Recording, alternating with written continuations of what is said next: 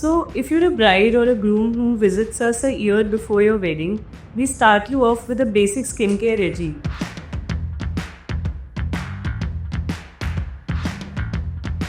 If you're somebody who has a skin issue like pigmentation, freckling, or tanning, or any other skin concern, then the skincare is based towards working on the pigmentation, working on tone correction, and working on giving you intense hydration. So the first thing is that we start you off with a gentle cleanser, followed by a ceramide in your skincare routine like hyaluronics or copper peptides, and then followed by a sunscreen. Now sunscreen, like I tell everyone, it's like a medicine for your skincare. Just application of sunscreen also ups your skincare games by 10 times. So if you're somebody who's never applied skincare, even adding the sunscreen in your skincare can actually change the entire scenario.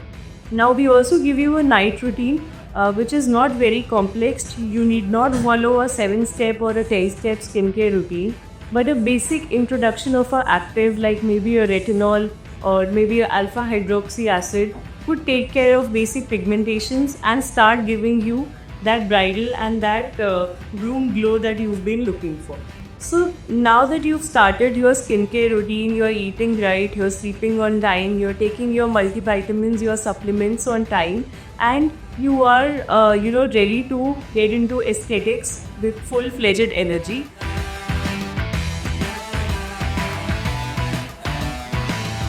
We tell you what to do 3 to 6 months prior to your wedding. Now, 3 to 6 months prior to your wedding is the time when we start putting you on treatments which have a minimal or a lesser downtime. So this is the time when we can actually do treatments like glutathione for you, which are IV drips, which is a supplementation which works on giving you very high energy levels. It works as a great antioxidant for you, and it also starts improving your tone and texture. Also, we also start you on treatments like mild lasers like Q-switch lasers or maybe photofacials, which are a great way to start off your skincare journey. Then the other treatments that work really well during this time are skin boosters.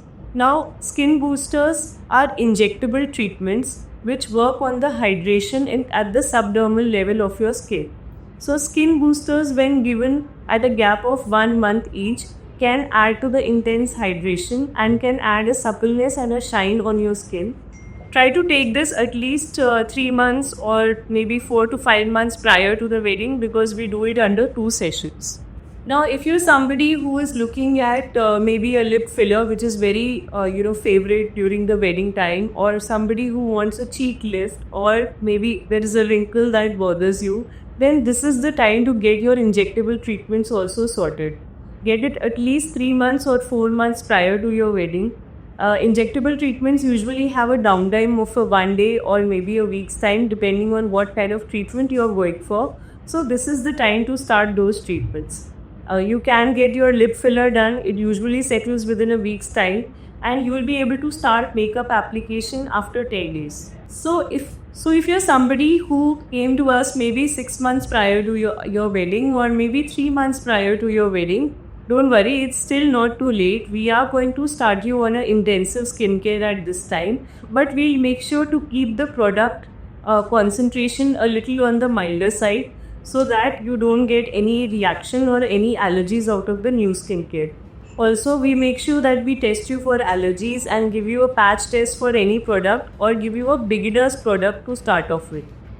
So this is the time where you can start your cleansers, you can start your exfoliators, but very gentle ones, and sunblock, of course, very, very important. In the night time, you can start off with retinols and also a depigmenting serum alternatively. So now the D-Day is nearing and you are ready to get on with your wedding festivities and ready to enjoy the wedding. So this is the time when you have to be very, very careful with your skincare and aesthetics.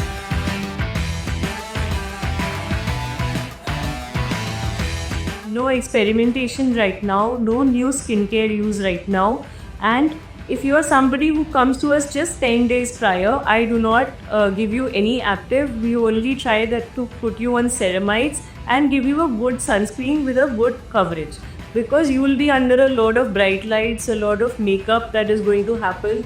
So we give you a good makeup cleanser also and a good exfoliating face wash also. Also, addition of ceramides or hyaluronics is a good thing to do at this time.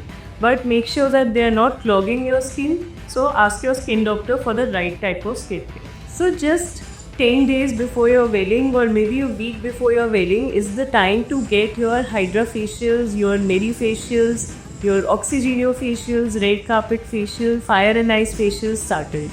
Facials are something which are very mild skincare treatments, and these are the treatments which work only on the surface level. They give you a very nice cleansed, a very nice exfoliated effect. They make sure that your acne are controlled at this hour. So what we usually see is that because of a lot of traveling, a lot of eating out, and maybe a lot of anticipation or stress because of the D-Day, you start getting the acne outburst right before the big day. So we make sure that we do some facials, some mini facials for you that control this acne.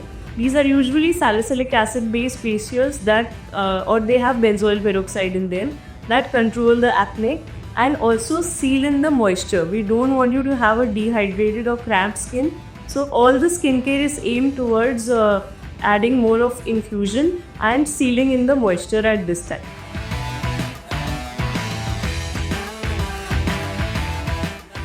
So now that your big day has come and you're very happy and excited about it, there are few things that I would like to recommend to you that you must keep with yourself as a bride. Number one would be a great makeup cleanser. See, you need something which is maybe cream based or maybe gel based or maybe a micellar water facial cleanser. Make sure that you are cleansing your face with a facial cleanser first and then using a exfoliating face wash. A lot of people, what they do is they only use the exfoliating cleanser and they leave it on their skin. So don't do that. You have to wash it off with a gentle exfoliating cleanser or a face wash as well. So once you are set with your double cleansing, the second thing is that always keep an anti-allergic with you by your side, because you never know what makeup can give you an allergy or what skincare can trigger an allergy during this time. Number 3, make sure that when you arrive at your makeup artist's place, you carry your own brushes or your own sponge for the makeup. Also make sure that you're using good quality makeup. It's not expired, it's not broken, and it's not infected by a previous bride or a previous makeup. So some of the things like eye care you can carry for your own self, and it should be something that should not be on shared basis. Also make sure that all the instruments that are being used during your makeup, they are all sterilized. You can carry some alcohol swabs at your ends also, and make sure that your brushes are clean and they are dry and they are ready to be used on your skin.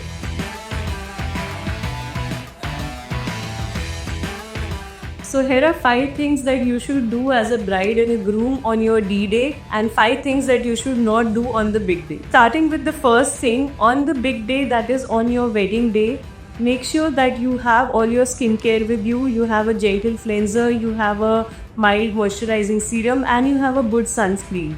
These should be prepping your skin, and then your makeup can go on top of it.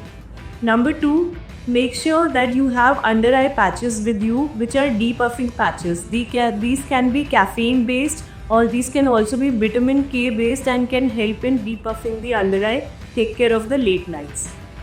Number 3, make sure that when you reach your makeup artist, you have your own brush set with you, or their brushes are completely clean and sterile. You can also carry some alcohol swabs. Also, the makeup that you're using should be good quality makeup. It should be a makeup type that has already been tested on you and it is not infected by any previous client of your makeup artist. So it is better to use clean makeup for yourself. You can carry your own eye makeup just to avoid any fiascos. Number 4 would be that please keep an anti-allergic with you at all times, and you can actually pop in an anti-allergic which does not make you too drowsy right before your makeup, so that you do not get any kind of allergic reactions or flare-ups. Number 5 would be that okay, now you're done with the wedding, you're done with the makeup and everything, and you're done with the festivities, so comes double cleansing. So double cleansing is a very crucial part. The makeup that's usually put on your face needs to be cleansed thoroughly with either a cleansing balm or micellar water or even makeup cleansing sprays. So make sure that you are cleansing off your micellar water with the exfoliating face wash. It could be any gentle exfoliating face wash which has a class of drug called AHAs in it. And once you are done, you can cover your face with a good gentle moisturizer or maybe a hyaluronic acid and seal and have a good night's sleep. Keep yourself thoroughly hydrated throughout the entire day and enjoy your wedding.